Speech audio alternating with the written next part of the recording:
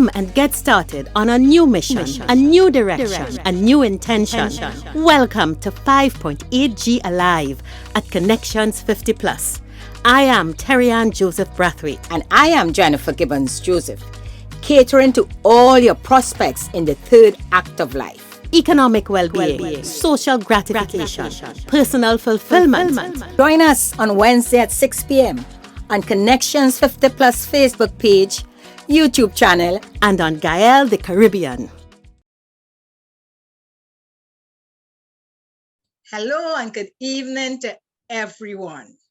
Welcome to Connections 5.8G Alive. I hope you all are well and healthy. I am Jennifer Gibbons Joseph, one of the co-creators of Connections 50 Plus. And as usual with me this Wednesday is my colleague.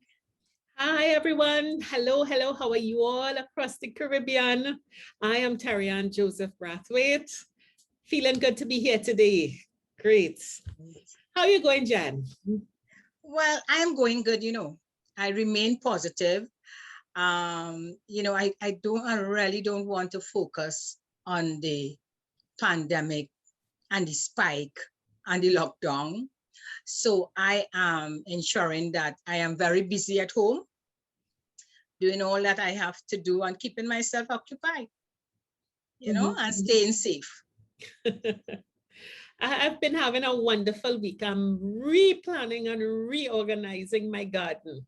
Oh, yes. And I've decided I will get into exotic tropical produce. So I'm doing all kinds of research on things that you won't find in the grocery or in the market. So I'm going to be doing things like purple kush and purple sweet potato and some really different types of tomatoes and stuff. So I'm pretty excited about that. So you're getting the seeds. You have to use seeds. You actually getting the plants locally. They're all here. They're done here, but they're just not done on a commercial scale.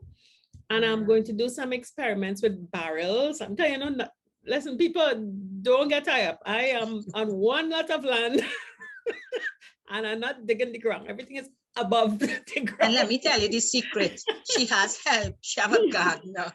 Yes. She's ordering around. So, yeah.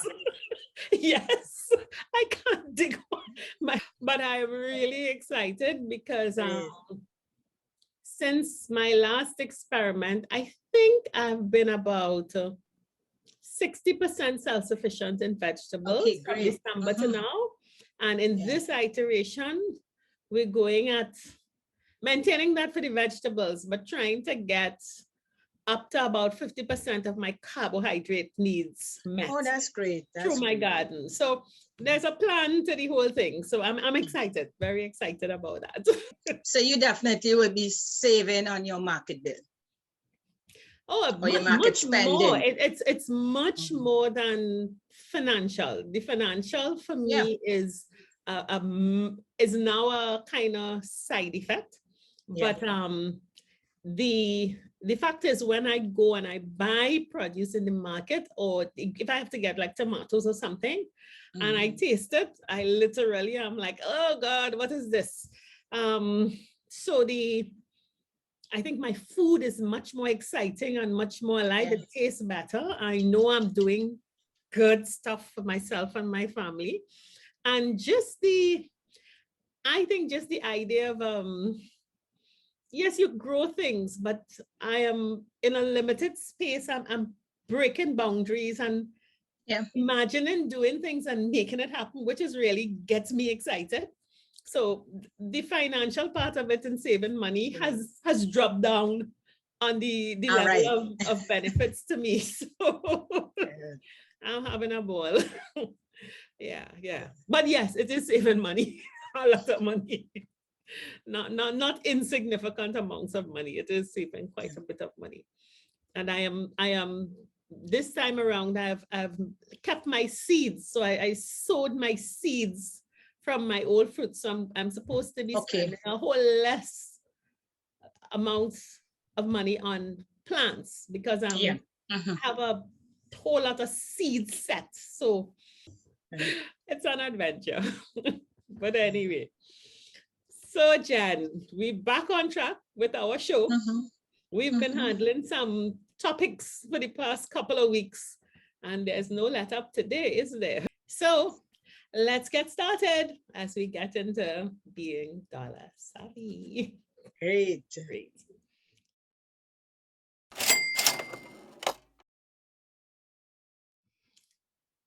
Hi, everyone. We got some wonderful feedback from our conversation with Gregory McGuire last week. But just in case you missed it last week, I hope by now you've been able to look at that interview with Gregory McGuire as he talked about the macroeconomic context of our lives, especially looking at us as the 50 to 80 cohort and thinking about how we could adjust. And I thought it's really important for us today to just have a conversation and make sure that we hit home some of the very critical points that were raised. I had a friend call me and say, you know, Terri-Ann, that conversation really had me thinking, and it got her and her husband into a conversation about how they had lived and how they raised their children and where their future is. And many people have had that response. So I thought that it's a good thing today to just very briefly just go through those 5 dragons, because we need to be prepared all through the Caribbean, where you have small island states like ourselves that are so vulnerable to global trends. And for whom there are not a lot of natural resources, and there's a huge dependence on tourism and other service type of economies to support us. But as Gregory said at the end of his conversation, at the end of the day, we 50 to 80 may not be the priority for governments as they go into restructuring and rebuilding their economies, because we, as he showed very clearly, came of age with a lot of subsidies, with a lot of support, with a lot of help. And the governments quite rightly have to look to the youth, to the future. So it's up to us to take care of ourselves for the next 30 years. And as Gregory said, we are an asset. We have the wisdom, we have the experience, we have the talents. And so it's for us to shake ourselves and say, all right, how are we going forward? And I want us to reflect very closely on those 5 dragons. Jennifer and I, going forward, are going to be bringing on guests who will be talking more about helping us to navigate these 5 dragons. But as a summary, I want us to remember, the first thing he talked about was health. We have to make sure that our health doesn't become a major liability to us as we go into the next years.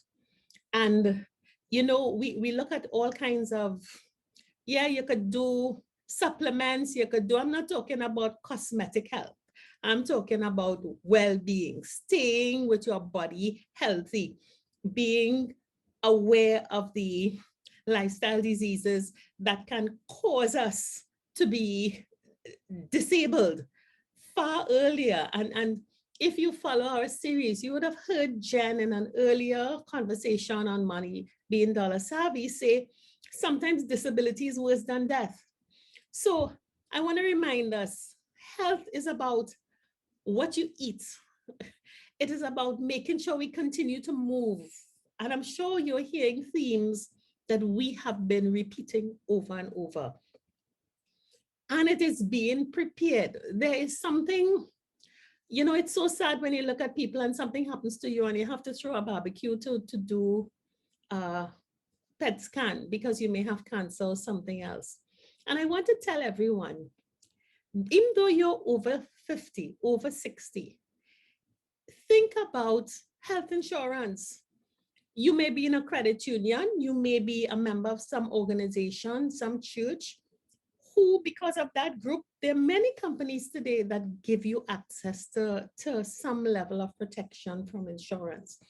For those of us who have small businesses, many companies, if we look at the advertisements, are offering policies for companies from 3 employees up.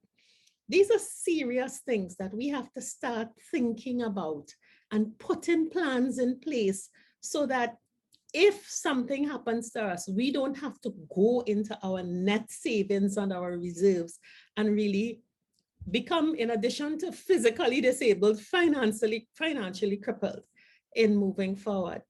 So let's be objective and not be emotional about taking care of our health. The next dragon Gregory talked about was this whole issue of the house. You know, the house that we are so proud of, the house that defines our status.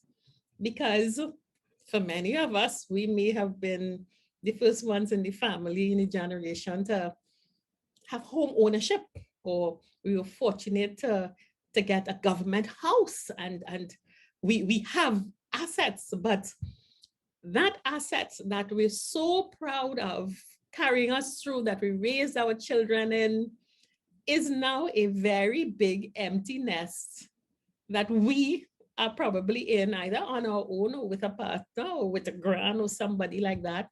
And that asset is now at an age where it needs all kinds of expenses, which, as Gregory said, fixing one part of the house, the roof, might cost as much as what it cost you to get the house in the first place.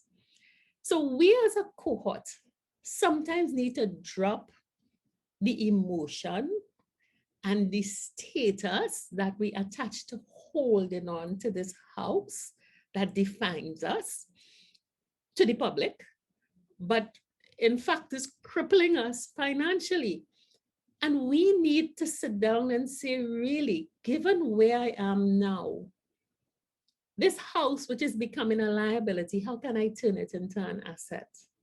How can an asset generates revenue for you, or it reduces your expenses? It has to do one of those 2 things.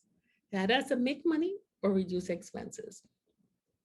And I think we as a cohort, to save ourselves and ensure that we are not a burden to ourselves and our children, and we are unable to help our parents and others dependent on us, need to make sure that our living arrangements do not now cripple us financially or put us in a place where we end up losing it because we're holding on to something that we really can't maintain.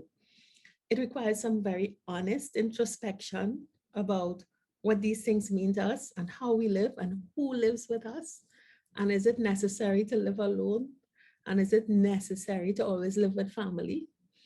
You know, again, we're going to be starting conversations to help us think about looking at this thing differently. In like manner, Gregory talked about the car.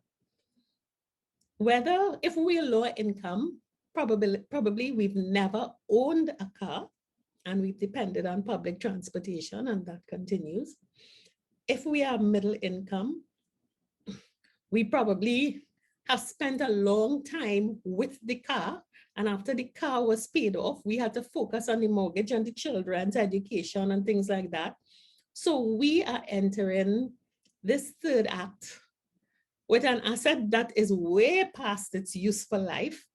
And unless you are fortunate to have a really durable car, your maintenance bills are going to be significant. So we think, just like housing, we have to think differently. You know, the world is moving. There's now Airbnb, there's now Uber. There's now, people eat out a lot. People share assets.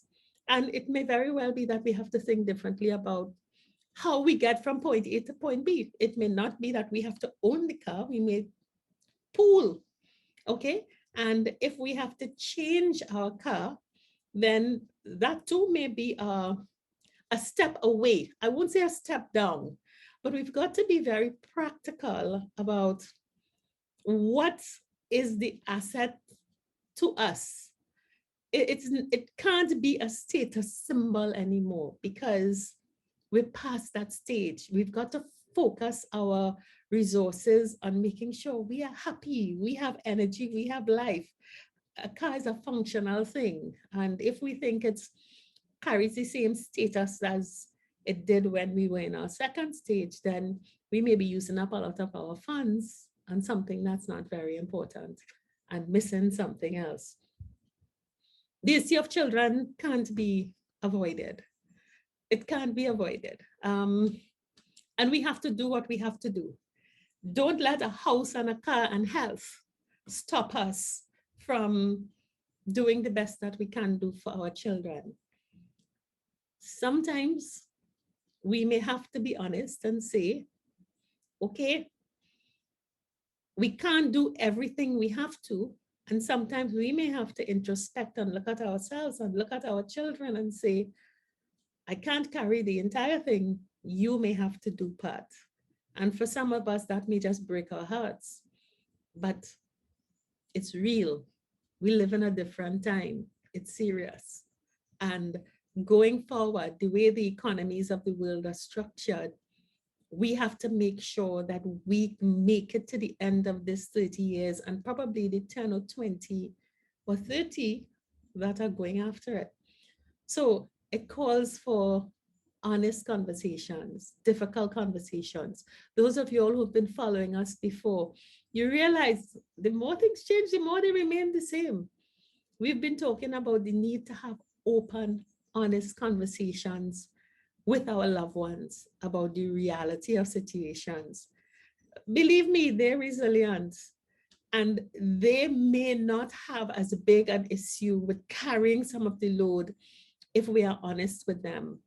And let them know that while we want them to have the best, we're not able to go the full distance because at the end of the day, it is what it is. So we can't let these dragons drag us down. The biggest heartbreak of a dragon to me is that last one, our elderly parents. Everyone is living longer. So we are looking forward to 50 to 80.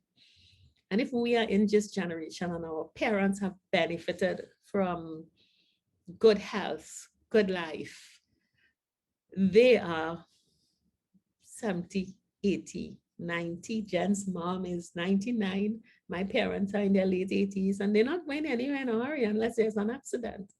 So we've got to carry them too.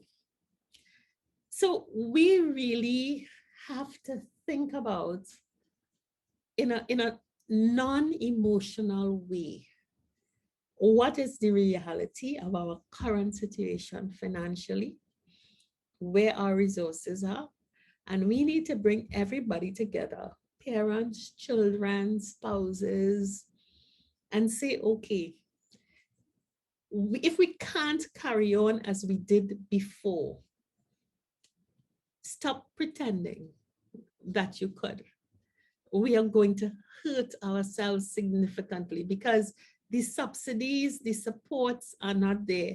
We have to now use our own devices, our own talents to really take ourselves forward.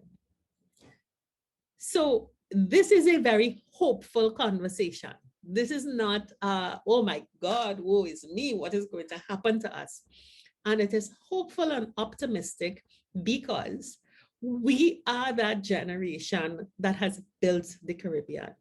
We are the generation, whether it was from our labor, whether it was from our managerial or entrepreneurial skills, whether we are in the judiciary and enterprise, whatever it is, we are the generation that has caused the Caribbean to be where it is. So we have to now build another stage for ourselves.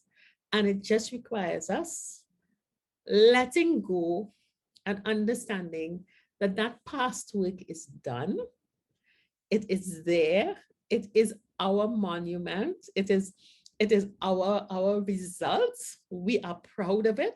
And now we move on to another stage. We can't allow dragons to defeat us. So apart from understanding that we're an asset, and assets either generate revenue or help us to reduce expenses, those are the two main functions of an asset.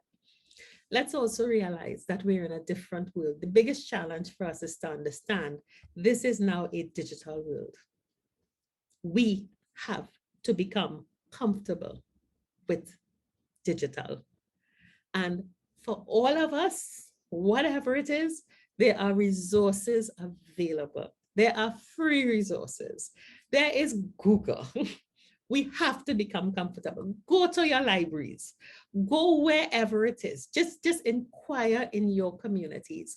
Because I am pretty confident that with Connections 50 Plus, all of our programs, which you're familiar with, and if you are not, please go to our website on the programs tab, and you will realize we have programs to help you through every one of these challenges. If you can't access and you're afraid of the digital, then start training, go to your library, call a son, call somebody, because the Connections 50 Plus, our 5.8G Alive third act, is the best time of our lives. And 5 dragons are not going to slay us. So stay tuned to our future conversations where you're going to be getting a whole lot more. We're going to be bringing a whole lot more guests to help us to deal with these things while we have the best years of our lives. So take care.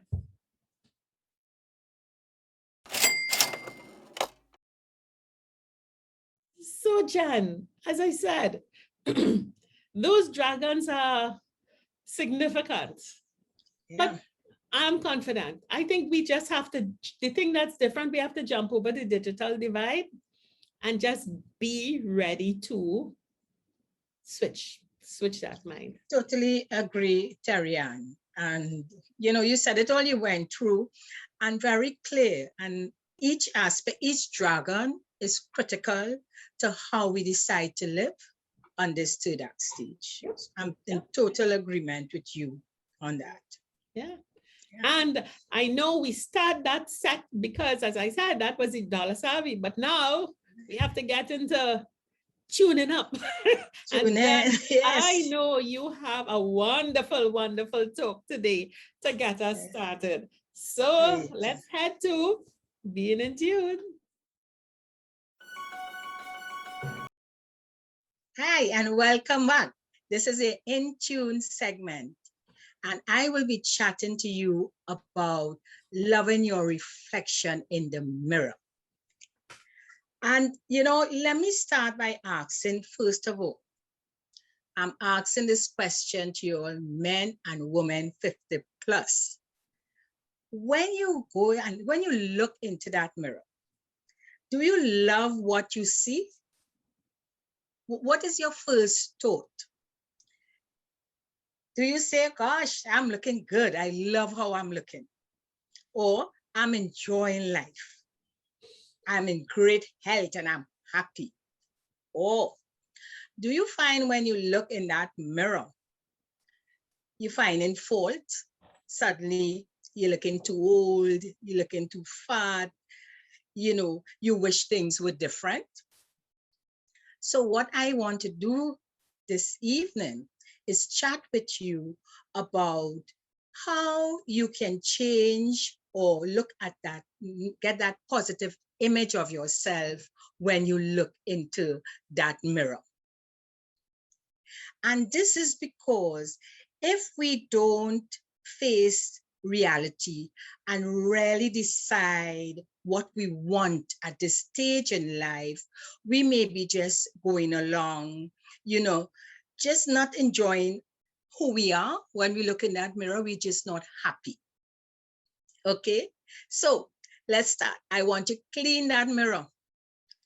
So when you look into it now, you would really be happy with that image that you see of yourself. All right. So let's start by, you ask yourself, what do you really want to happen at this stage? And I want you to be very honest with your answer.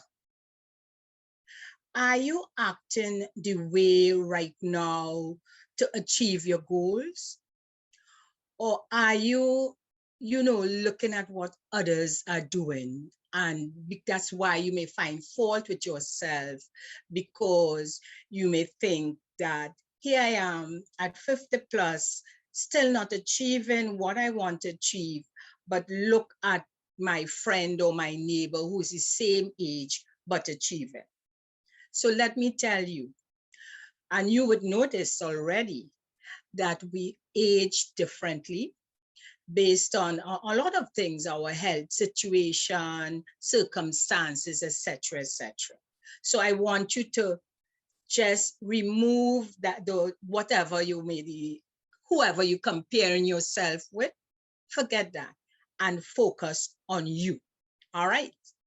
So your mirror is clean and you're preparing yourself. Let me share this story before we start looking within, because when you go into that mirror and you look at your image, I want you to start from within before you look on the external. In doing one of our photo shoots, I remembered the photographer, after he shoot will call and say, have a look at this, what do you think? And I recall, and I've done it more than once, but I'm just sharing this particular situation. When she said, come and look, and I looked, and my first reaction is, oh gosh, I don't like how I look. I found my stomach was looking too big. I didn't like my face, etc., etc. And she said to me, let me tell you, my camera is picking up exactly what it's seeing. Right? So if this is how you look, this is what the camera is picking up. So if you want to look differently or you want a different picture, you have to prepare for it. How do you want to look? Right? And if you want to look a certain way, you also have to feel good about that image, and then that projection, that will come out on that camera. So that's how your photo will look. No photoshopping. You have to be authentic. And that, I recall that, so every time I'm having a photo shoot and she would say, come and look, I remember that. So before that shoot, I would prepare and ensure that I am projecting that image that I want to project, and I feel good about myself. Because if you don't feel good, then you would go out there and you're just not happy and you're not enjoying the things that you really want to enjoy. So I want to start, with that. So yes, so we start looking at within. You clear your negative, all the negative vibes that will come to you. Because sometimes we approach that mirror, we may be hustling to go out and you say, look, let me see how I look. And then you're not happy. Or you approach that you look into that mirror, you get that reflection that, oh gosh, I just not feeling myself today. I don't like how I look. So remove that negative energy. And that negative energy comes in different forms. And in coaching, my clients will always hear me say, get rid of the gremlins.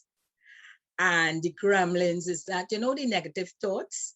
So when you look at yourself, it tells you, God, you're not looking good. Where you going? You're looking old. All the negatives that come into you. And that could affect how you're thinking. So you have to be aware of that.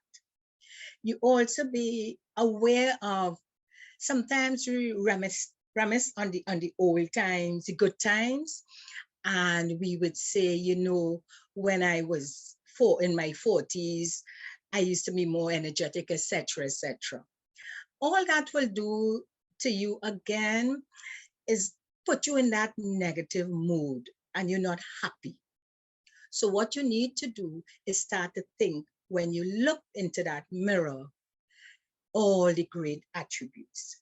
So you're getting rid of the gremlins. As those negative thoughts pop up, what you say is that, hey, I'm not taking you on. Put that behind you. This is who I am, and this is the kind of life I'm going to live. Give yourself a pet name. If you don't have one, give yourself a pet name, because this is about self-love, loving yourself, loving who you are, loving all the things that you're going to do.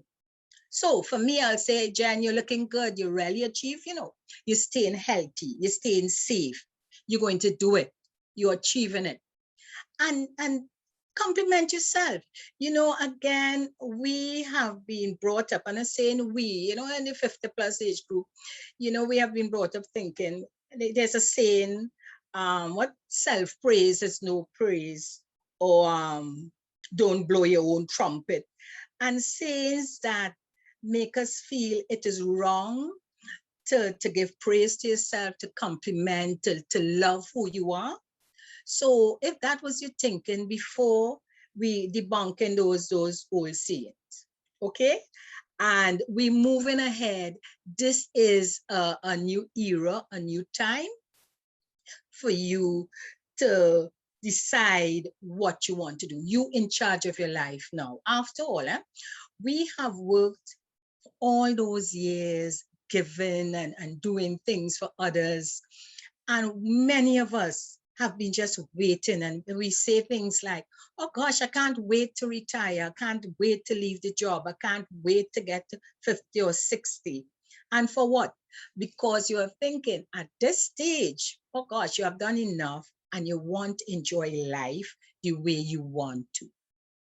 So I would advise you to continue along that route. This is the time at 50 plus to enjoy life, to relieve all those hang-ups and all those negative sayings that we grew up with, and embrace who we are, be authentic. And this is the time to do that. So when you look in that mirror, you creating that image you want to have. If you like dancing, you dance, enjoy yourself in front of that mirror. You like to sing, sing. Things that will uplift you and keep you motivated and keep you happy. All right. So your mirror is clean. You rid yourself of all the negatives, all the gremlins. You're happy and you're moving forward. How do you move forward? In addition to giving yourself that pet name, do a lot of self-talk, affirmations, that help. What you can do also is, and that mirror don't have to be a mirror in your bathroom. We are accustomed that, that mirror in the bathroom, when you go to dress, then you quickly watch it. Some of us don't even want to watch it because we don't like what we see. But create even around that mirror. You can stick some affirmations, you could stick some photos, anything that will lift you and make you happy. You can have your music there and play the music while you're getting yourself together. Or that mirror could be anywhere else in a space that you designate, that you want to feel good. You want to keep moving forward and talk to yourself. You create that space. You put items and things around that will make you happy and uplift you. And that is the type of reflection you want to get of who you are. All right. So I want to one other area that you look at in terms of your reflection. And this is just you to be careful with and be, when it happens, you should recall that, hey, I'm not taking on what is being said. And that's a negative thought. Or, for instance, let me give you an example. And just like the gremlins, you may hear, not you telling yourself, but you may recall what is being told to you either prior to getting to 50 or even now, and someone might say, I really don't like how you're looking, or you may share your goals and you may recall that they're telling you that you don't have the skills to do it, or the market is not right for you to set up a business, etc., etc. So again, be careful with that. What you can do is you do some reading or listening to tapes on the things that you want to do. So for instance, and I'm just sharing this with a friend who recently posted, with him training for the masters. And he said he always liked running, etc., was in an athletic club in his youth. And now he has time, he decided to take up, track for his health too, but has set the goal of attending the masters. So really excited. He trained in front of the mirror and that was great. And that says that you have to believe, you have to be confident, believe in yourself, believe in what your talents and your skills, and that you can do it. So when you look in front of that mirror, you are not looking with a negative mindset. You're looking with that positive mindset. You're confident that yes, you can do it. And I'm telling you, it works. I do it a lot. I came out, and I always mention, from a sales environment. And I remembered very early when I joined as a salesperson, the initial training was you talk in front of mirror. You practice your talk in front of mirror. You look, you listen to how you sound, you look at your, what your actions are, etc., etc. So for me, practicing in front of mirror, looking in that mirror and creating that positive image is a win-win. All right.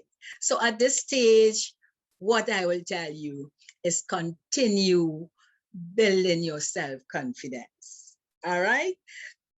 Look at your reflection. Smile, laugh, dance, whatever you want to do. Make yourself happy.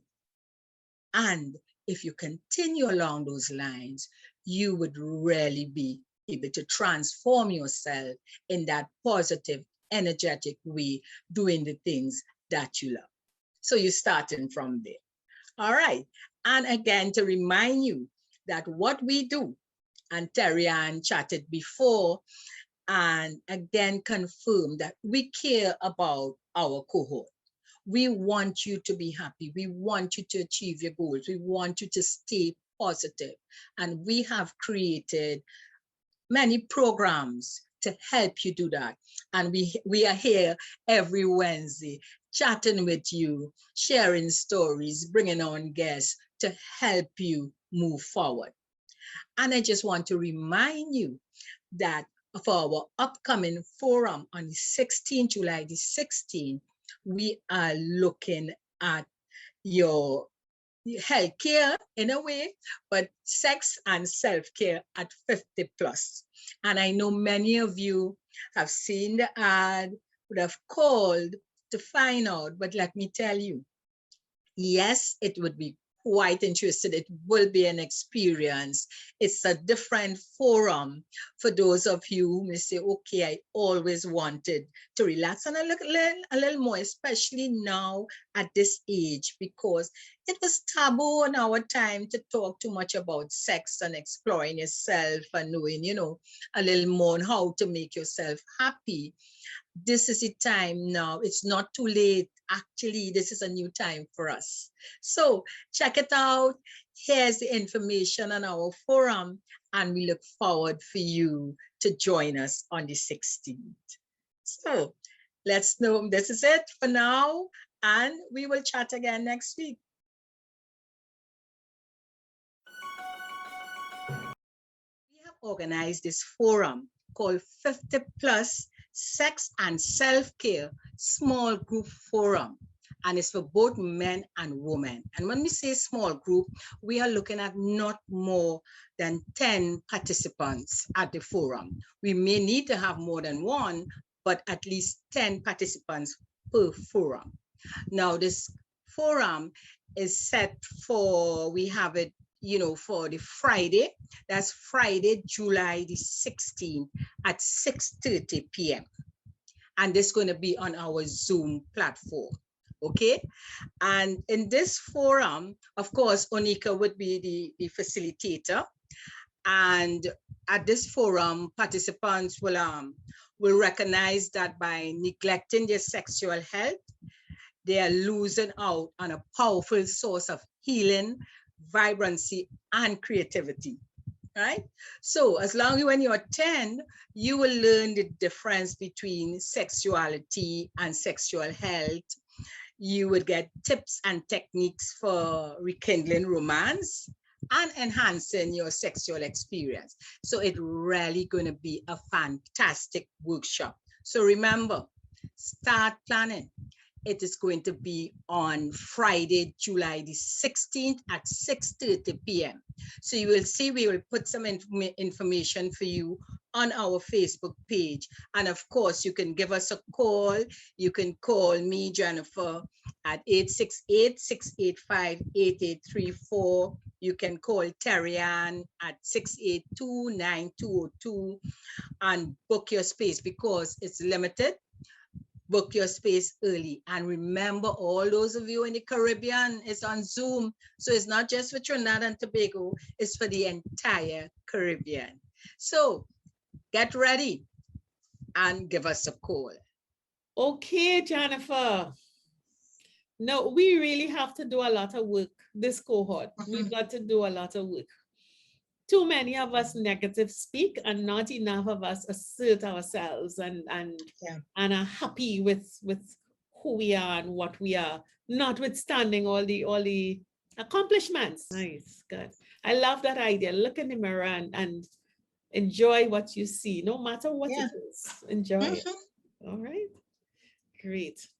So Jennifer, we are rolling along. We go on to being a tribe.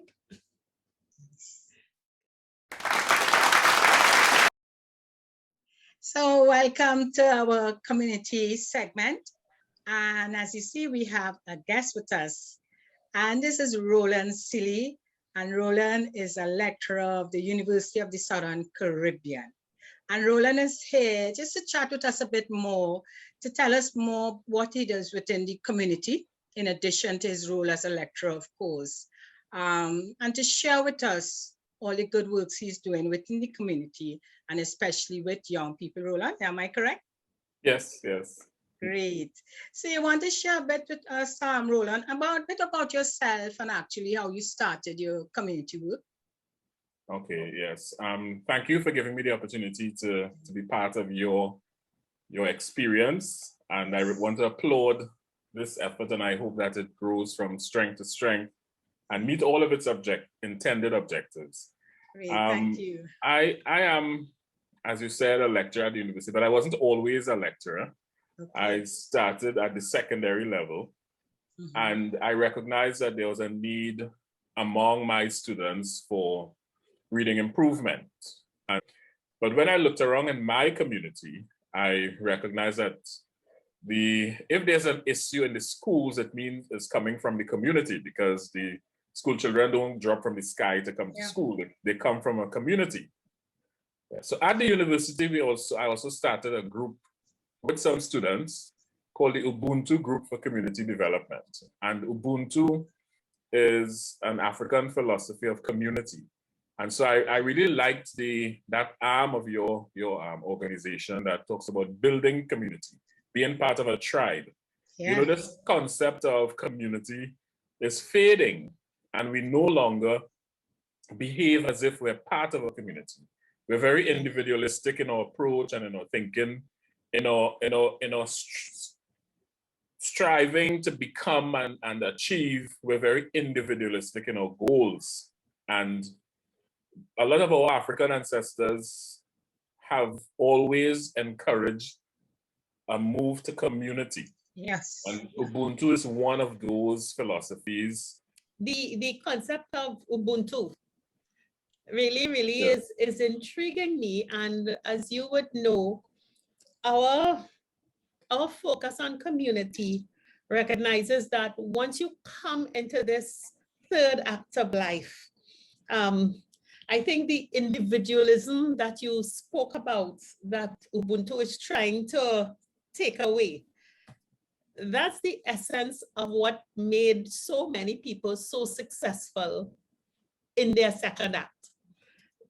Okay, you've arrived here, but to go forward, I think some of that individualism can't go forward with us. As you look at our cohort and you seek to promote that, what is your view on us as a cohort being the people who got to success with a focus on me or my children at all costs and so on? How do you see that hindering the forward movement, or what's your perspective on that?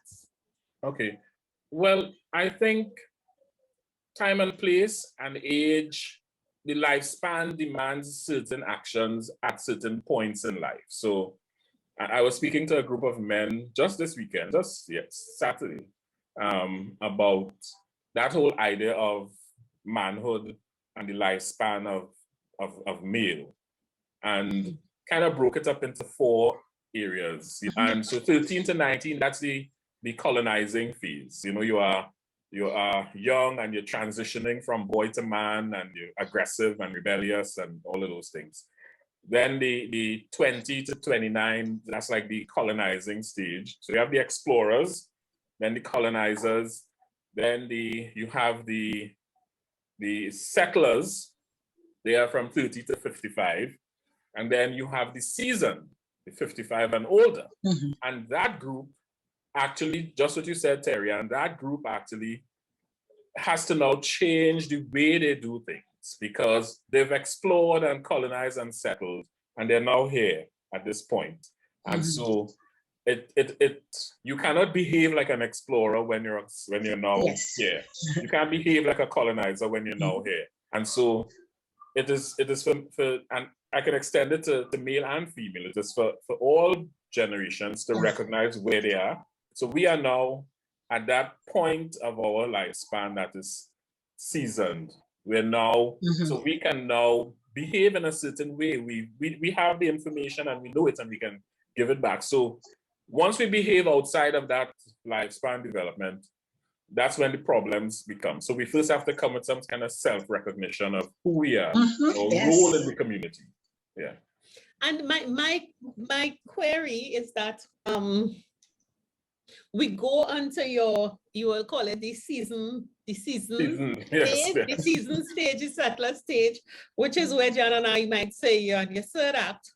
But we want to behave like settlers or colonizers, fixing others or explorers, fixing others, but not recognizing that we first need to reprogram ourselves. Yes. You see, there's a lot that we would have unlearned, and a lot of that was removed from our psyche and our consciousness and the way we think, but with an imposition of a new way to think. So for us to succeed, somebody has to fail, you know? And so for us to come first, you're in a class of 25, for you to be first, 24 have to be last, you know? And so that mindset, that individualistic mindset, we really have to unlearn that. And when our seasoned men and women, when we get to that point, that third act to which you refer, when we get to that point, it is, we have to unlearn some of the ways. We're not to compete with 19-year-olds for their space in life, in the community. We're not to compete with the 25-year-olds. They should be coming to us for advice and of us showing them and apprenticing them and so on. That is really the relationship. You know, Alvin Toffler, he was a futurist. He said, and you probably heard this quote before, he said the illiterate among us will not be those who cannot read and write, but those who cannot learn, unlearn, and relearn. Have to not be worried about competing with the others, but recreating ourselves. Have you found that to be a challenge in terms of getting our cohort to change that perspective? You would say unlearn, we would say leave the second half as it is. Looking at that cohort, that group, the seasoned and the settles. Us. It's difficult for us to, it's difficult for anybody to create new neural pathways. Let's put it that way. Yeah. You see, the neural pathways have been created in us, and it's there embedded in how we think. And so in order for that to change, we have to, be involved in that particular behavior for a long time. Mm-hmm. And so that's where the difficulty comes. Mm-hmm. I see the willingness, and they say in the spirit, the flesh is willing, but the spirit is weak. I see the willingness among us and that awareness is coming. But sometimes they don't feel empowered. They feel emasculated. Or perhaps threatened. Or threatened. Yes. Because you start to talk to young people and you start to talk about who should do. And when we start getting into why they don't or when I was. Yeah. But I think we're a more enlightened group. We're more enlightened generation. Information is out there, and getting that information is important. But more important, not just getting the information, but using the information. And I think that's where groups like us come in to help our groups, our cohorts, use the information that is there. So the information is there and the willingness is there, but how to do it, the education is what has to get out. And Roland, I was about to say too, because our cohort, this generation, didn't have that example before us to follow.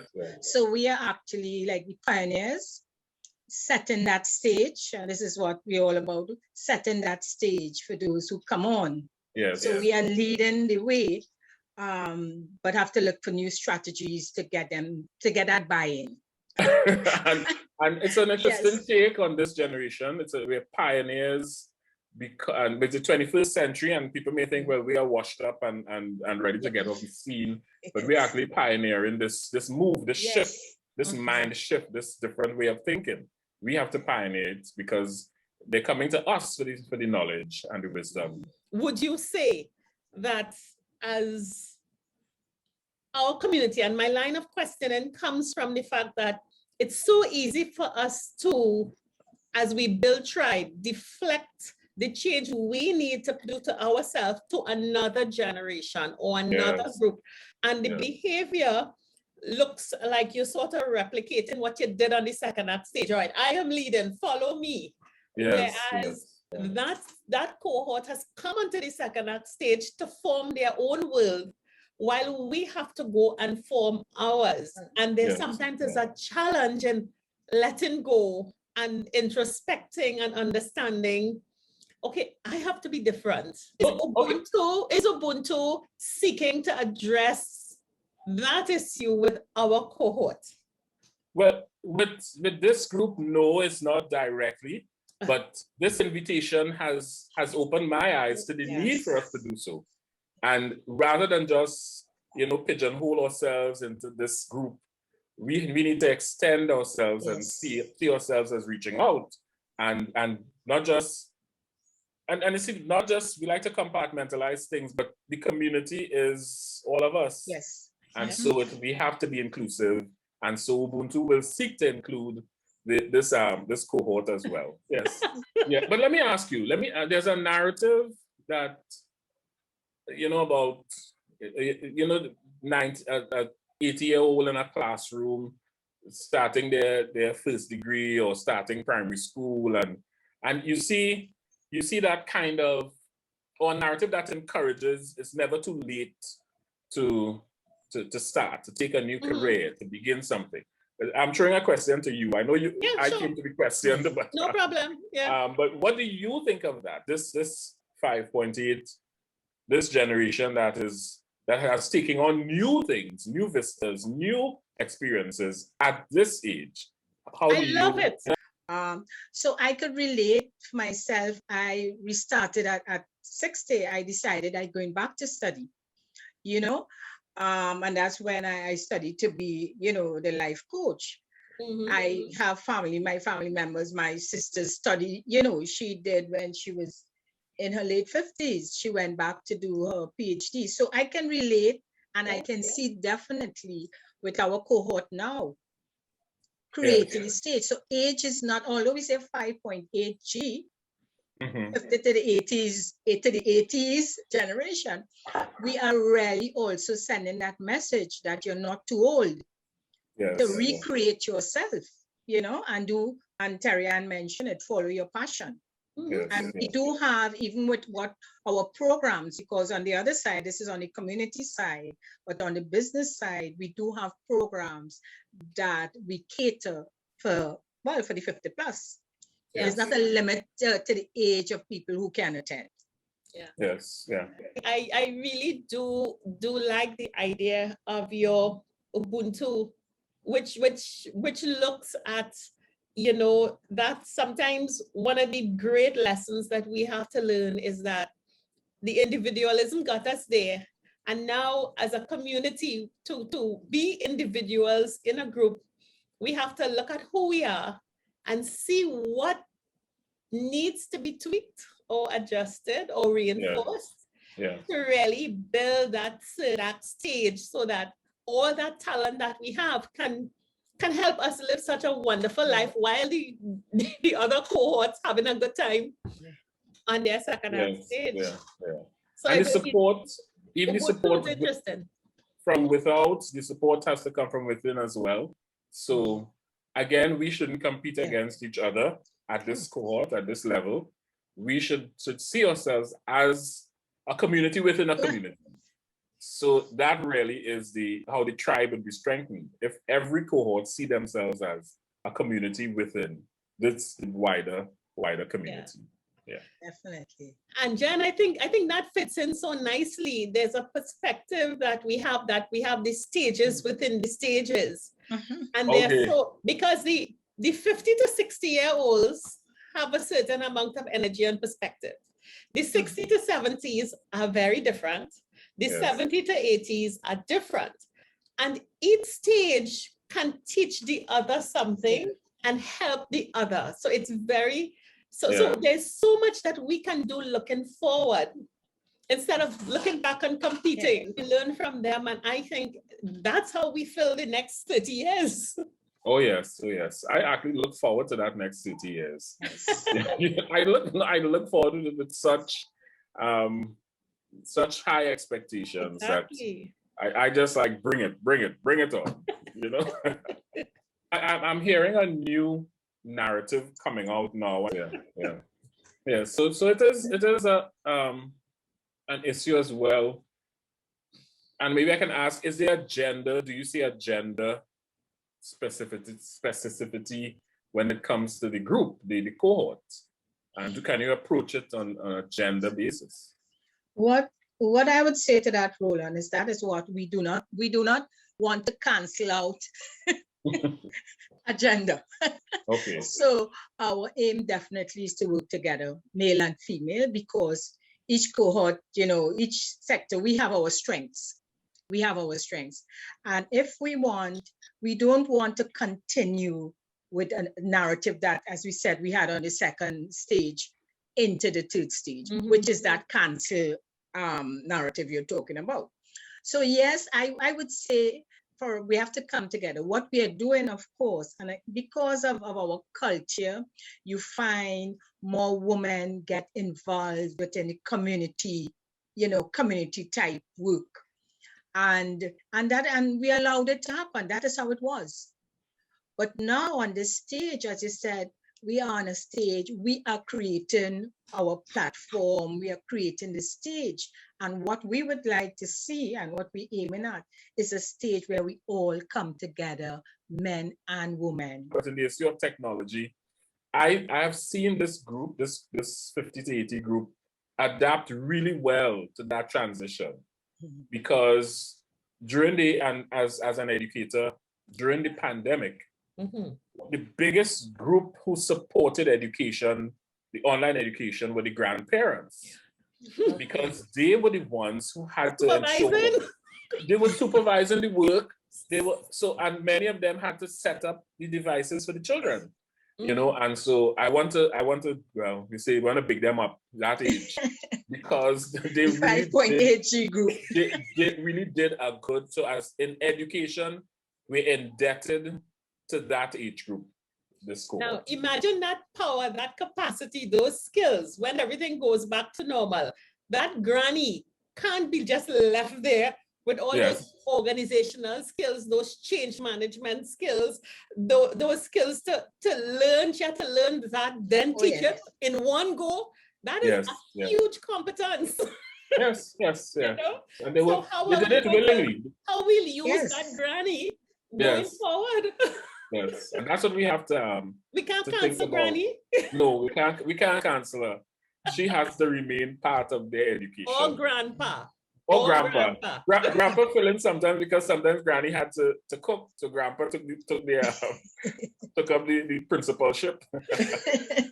Yes, so we really admire that their strength. There's a strength that is there, and it is a kind of it's not a residual strength where you're now on your last leg of the marathon, so you must up some strength. It is a strength, renewed energy. Strength. It's an endurance strength that has come from decades of existence. It's called experience and wisdom. There you go. Yes. That's what it is. That's what it is exactly. Experience and wisdom that gives flexibility to be able to, and that is the beauty of the 5.8G tribe. And that is what we have to harness to create one phenomenal stage. Exactly. Exciting times in which we live. And, you know, this just one research that I came across with the relationship between maybe the second stage and the first stage with the third stage.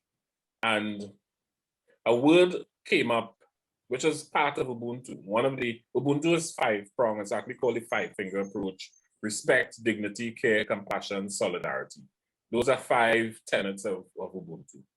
And respect, I think that is, this cohort demands respect. Not that we just need it, but it is what drives us, that we know that we're respected by the others. But sadly, there's a waning respect because of certain dynamics in society. And so this research showed that the younger, and I'm using this term, it sounds almost cliche, the younger generation was losing respect for this 50 to 80-year-old cohort because of their lack of ability to use technology. And so they became very impatient with having to teach. And even the advent of Google, where this generation was the generation that you came to for answers. But with Google, you don't need this generation to answer your questions anymore. And so it's almost as if we don't need them anymore.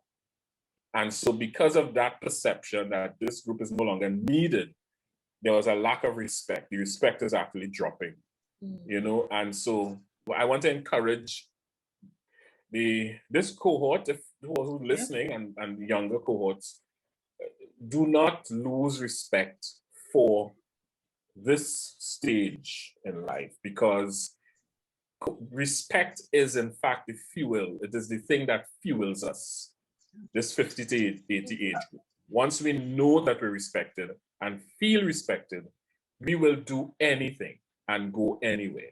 And so I think respect is the main tenet of Ubuntu that has to be applied to this generation. Great. And to strengthen the tribe. And to strengthen the tribe. Respect. All we need to do is respect. And with it, the others will come. The care, the compassion, the solidarity, the dignity, all of that will come once we show respect for each other. So Roland, we want to thank you, Terri-Ann, at this stage, because Terri-Ann, so that was Roland talking. So I must say, Connections 50 Plus, I mean, we are so happy to have our guests, I mean, very knowledgeable, experienced guests coming on and sharing their knowledge and showing us what we on the third act stage, what we can do within our communities. So basically, that's it for now. You all had 3 full segments.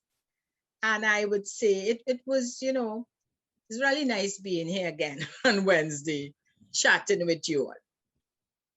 Definitely, definitely. So we're going on. The message has been, we're building that stage and we're going forward no matter what. Our assets are intact. They're going to create revenue or reduce expenses. That image in the mirror, we love it. However it is, whatever it is, we go in and work with it. And as Roland said, we understand ourselves as a community and we are in support of each other and our goals. So great. Till next week. All right. So we say bye for now. Don't forget to like and subscribe. Yes. Bye. 50 Plus Tribe and follow us from Trinidad and Tobago and the Caribbean. Thank you for joining us on this Connections 50 Plus 5.8G Alive show. We hope you enjoyed the lively conversation and look forward to seeing you next week.